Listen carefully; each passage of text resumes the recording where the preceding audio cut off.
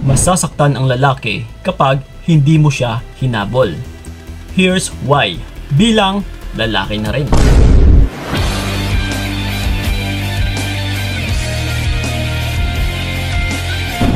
Okay? Ito mga utol, no? Bilang isang lalaki, isisiwalat ko rin sa inyo kung bakit masasaktan kami kapag hindi kami hinahabol ng partner namin na babae. Yes. No? Sa mga kababaihan dyan mga utol, so nandito tayo. Bilang perspective or bilang kaisipan ng isang lalaki, isisiwalat po natin yan sa inyo. No? Para mabigyan din kayo ng kaalaman kung ano yung sa loobin ng isang lalaki, kung ano yung mga pumapasok sa isipan ng isang lalaki, no?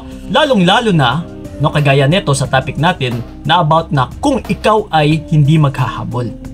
No, ano ngayon ang mararamdaman ng isang lalaki? Masasaktan ba siya? And yes, masasabi ko talaga na oo. So, bakit? Lalong-lalo na sa mga nahihirapan or sa mga natatakot dyan na umatras or hindi maghahabol sa partner nila. Ito mga utol, mabibigyan kayo ng lakas ng loob after ninyong mapanood yung video na ito. Yeah, magagarantiya ko po yan sa inyo. So ngayon, ito. Bakit nga ba masasaktan yung isang lalaki? Diretsahang sagot. Lalong-lalo na kapag alam talaga ng lalaki na mahal mo siya noon. Oh. And yes, kahit sabihin man natin hanggang ngayon, yung tipong huli ninyong pinag-usapan or huli ninyong pag-uusap, no, bago ka nawala, bago ka umatras is yung ramdam niya pa din na mahal mo siya. Yeah? So, kumbaga, binibuild natin yung expectations ng partner mo na lalaki. Na ito talaga yung masasanayan at saka masasanayan niya. No, yung tipong nandiyan ka palagi, inaaruga mo siya, pinapakita mo na kahit sabihin pa natin na patay ka sa kanya. Ginagawa mo lahat-lahat para sa kanya. So ngayon, question Kuya Kiko, may epekto ba ito sa lalaki na kung sakali man na bigla kong baguhin ang lahat-lahat, no, tanggalin ko yung pagbibigay sa kanya ng lahat-lahat, or hindi ko nagagawin sa kanya ito lahat-lahat? So, instead na iisipin in positive way, is yung naiisip ng karamihan ay nagiging negative. Na kung hindi niya ibibigay yung lahat-lahat is yung buong akala nila ay baka mas lalong tuluyan na mawala yung lalaking ito sa akin. 'Di ba? Yun talaga ang karamihan na naiisip kasi yun din ang mga naiisip ko dati bilang isang lalaki. No, so halos parehas lang. Kung kayo na mga kababaihan, natatakot kayo na kung hindi ninyo ibibigay yung lahat-lahat is baka mawala ng tuluyan yung partner ninyo. So yun din ang naiisip ko dati. Na kung hindi ko na ibibigay yung lahat-lahat ng kagustuhan ng babaeng ito, na kung halimbawa magbabago ako, so dahil mahal ko siya, so baka ito pa yung dahilan or sanhi na tuluyan siyang mawala sa akin. So wag ko na lang gagawin, kundi gagawin at saka gagawin ko pa rin kung ano ang mas nararapat na kung ano yung alam ko. So ngayon ang ginagawa natin ay ibigay pa rin ng lahat-lahat ng todo-todo yung mga pangangailangan niya. Gagawin pa rin lahat-lahat kung ano yung mga sinasabi niya. No, na para tayong asong tuta, no, na nagiging asong ulul, bawawaw, na nagkakandarapa pa rin. Na kahit parang hindi na tama, na inaabuso na tayo, na kahit may nagawa na siyang kasalanan or pagkakamali ay nandiyan pa rin tayo, nagbubulag-bulagan. So, hindi talaga tama mga utol. So, but then, no, sa katanungan na bakit nga ba masasaktan din yung isang lalaki kapag ikaw ay biglang nawala, biglang umatras at saka hindi mo na siya hinahabol.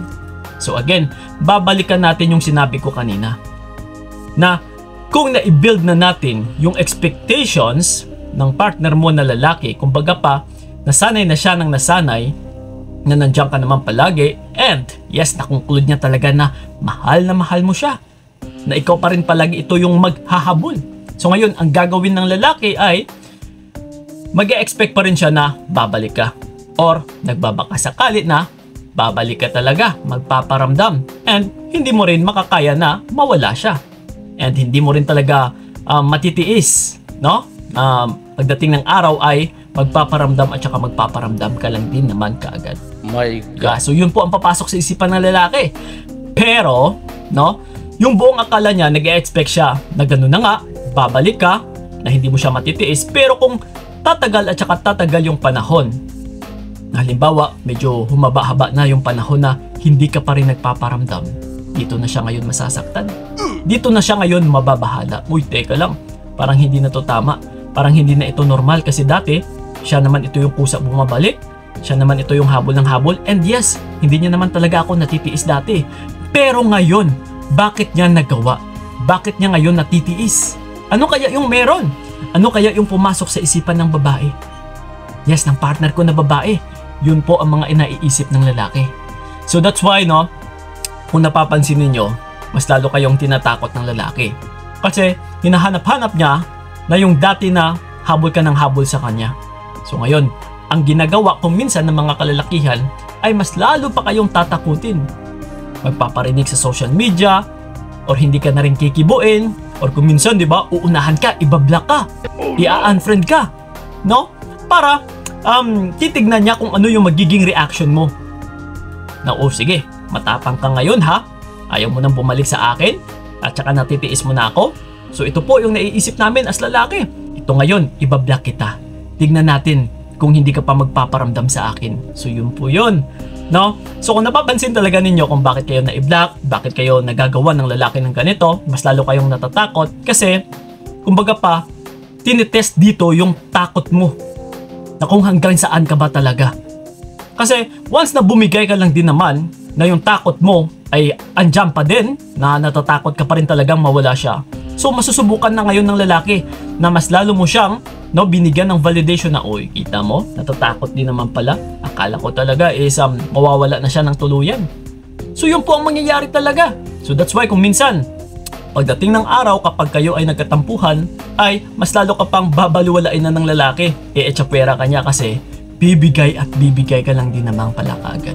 Oh. Yun ang alam nun. So pero ito ngayon, what if kung hindi ka na talaga magpaparamdam?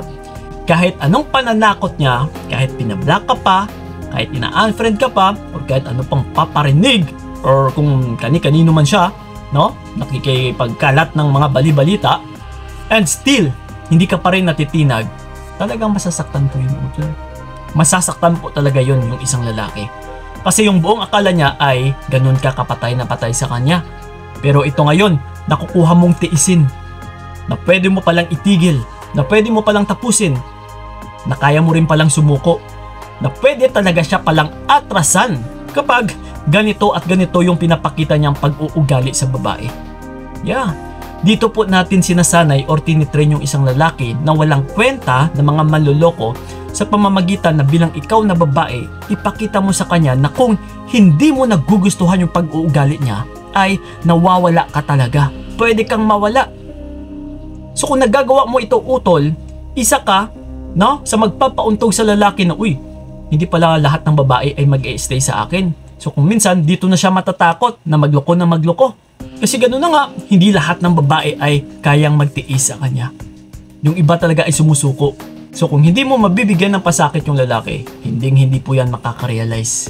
Pero kung binigyan mo siya ng pasakit, kagaya ng pinagsasabi ko dito, no, na umatras ka talaga, dinerecho mo, nanindigan ka, na may isa kang salita, na hindi ka natitinag, ay makakamit at saka makakamit mo talaga na yung lalaki naman ito ngayon yung masasaktan. And matitiyak ko sa iyo utol, once na maramdaman mo na nasasaktan na yung partner mo na lalaki, ikaw na naman ito ngayon yung magiginhawaan. So ayaw mo ba nun? Okay? So kung gusto mo pong masaktan yung isang lalaki sa pamamaraan na ito, gawin nyo lang po yung bagay na isinabi ko dito sa video na ito. At matitiyak ko sa iyo utol, masasaktan po yan. Okay?